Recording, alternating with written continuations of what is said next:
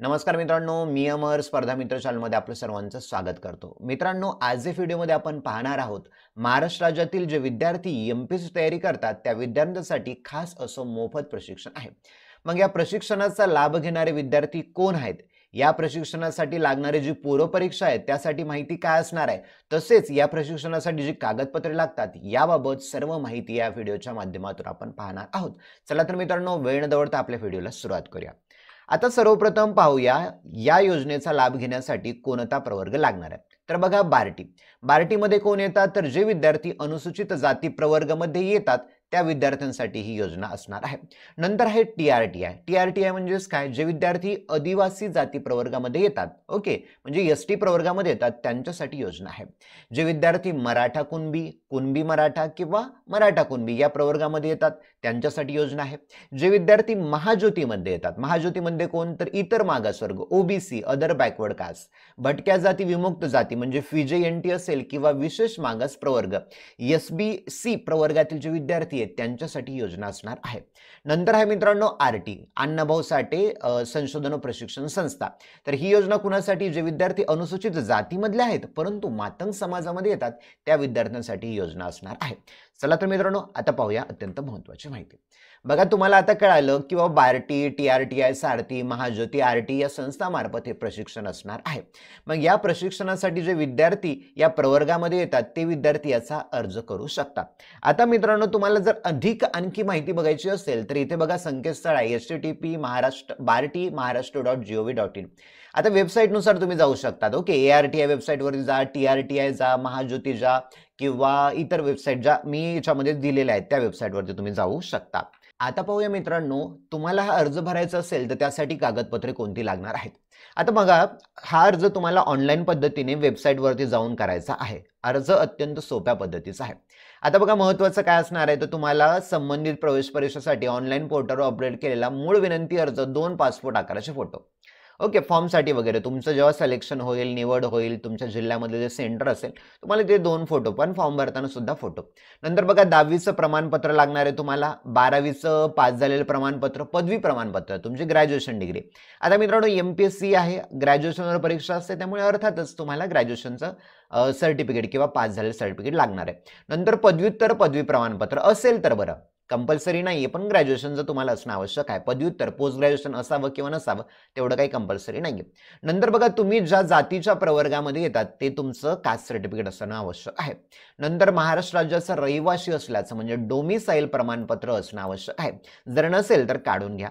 नंतर तुमचा अर्जदाराचा आधार कार्ड लागणार आहे. ओके, पॅन कार्ड लागेल. पॅन कार्ड बंधनकारक नाहीये, परंतु तुमचे जे विद्यावेतन मिळणार आहे ते विद्यावेतन मिळण्यासाठी पॅन कार्ड जर असेल तर ते सोपं होऊन जाईल, तुमचे पैसे लवकर येऊ शकतात. नंतर काय तर बँक पासबुक, कोणत्याही तुमच्या राष्ट्रीयकृत बँकेचं, नॅशनलाइज बँक घ्या, SBI असेल, bank of Maharashtra, bank of Baroda, इतर ज्या राज्य सरकारच्या किंवा केंद्र सरकारच्या बँक आहेत त्या बँकेचं तुमचं पासबुक असणं आवश्यक आहे. ओके. नंतर बघा, अर्जदार अनाथ असेल तर ते तुमच्याकडे डॉक्युमेंट असणं आवश्यक आहे, कारण त्यानुसार जर राखीव जागा असेल तर त्यानुसार तुला ऍडमिशन मिळू शकतं.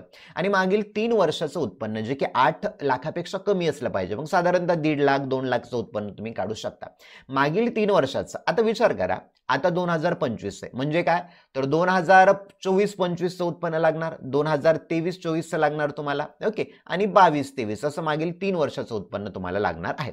ई सेवावर जा आणि मागील 3 वर्षाचं उत्पन्न डॉक्युमेंट रेडी ठेवा, फॉर्म निघाले की कामी येईल तुम्हाला.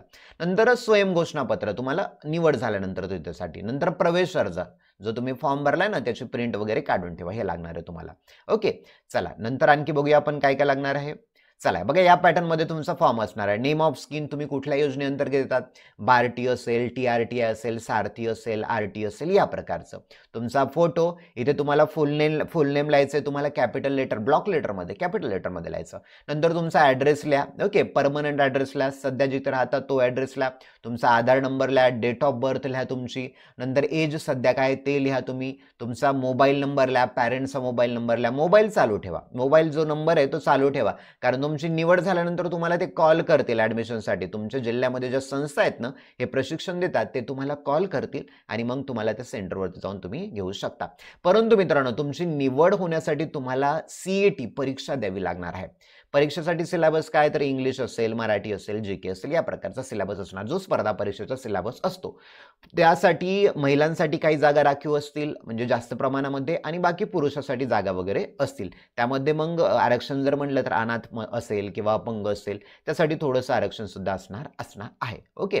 नंतर तुमचा ईमेल आयडी आहे की नाही, ईमेल आयडी महत्वाचं. ईमेल आयडीवर तुमच्या महत्वाचे डॉक्युमेंट ते शेअर वगैरे करतील.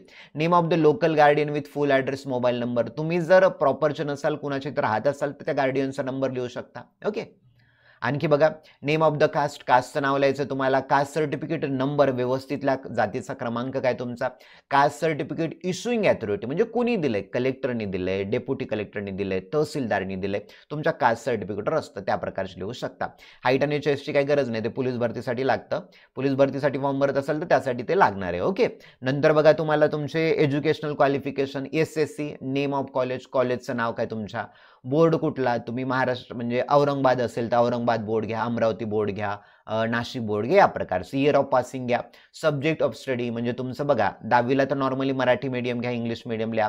11वी-12वीला सायन्स असेल सायन्स लिहा. तुमच्या डिग्रीचं नाव लिहा इथे. ओके. क्लास डिव्हिजन, ए ग्रुपमध्ये झाला तुम्ही पास, बी मध्ये झाला त्या प्रकारचा, आणि तुमचे पर्सेंटेज ऑफ मार्क्स किती पडले तसं सगळं टाकायचं. SSC, HSC, ग्रॅज्युएशन आणि पोस्ट ग्रॅज्युएशन. ओके. नंतर बघा आणखी काय दिलं तुम्हाला, स्टुडंट रिमार्क वगैरे, तो ऑफिसर म्हणजे तुमच्यासाठी नाहीये, जे डॉक्युमेंट तुम्ही देणार तुमचं सिलेक्शन झाल्यानंतर त्यांच्यासाठी असणार आहे, ते टिक करतील या प्रकारचं. ओके. सगळे डॉक्युमेंट क्लिक असतात. तर मित्रांनो, ही होती अत्यंत महत्त्वाची अशी माहिती. ऑनलाईन रजिस्ट्रेशन 1 ऑगस्ट पासून सायंकाळी 5 वाजल्यापासून चालू होईल. वेबसाईटला चेक करत राहा, बार्टी, TRTI, महाज्योती या प्रकारच्या. तसेच चालू झालं तर मी आपल्या चॅनलवरती सुद्धा सांगणार आहे. ओके. आणि प्री तयारीसाठी तुम्हाला जे कंटेंट लागणार आहे जसं मराठी असेल, इंग्लिश असेल, आपल्या चॅनलवरती तुम्हाला मिळून जाईल. चला तर मित्रांनो, येथेच थांबूया. जास्तीत जास्त मित्रांना ही महत्त्वाची माहिती शेअर करा. Thank you for watching this video.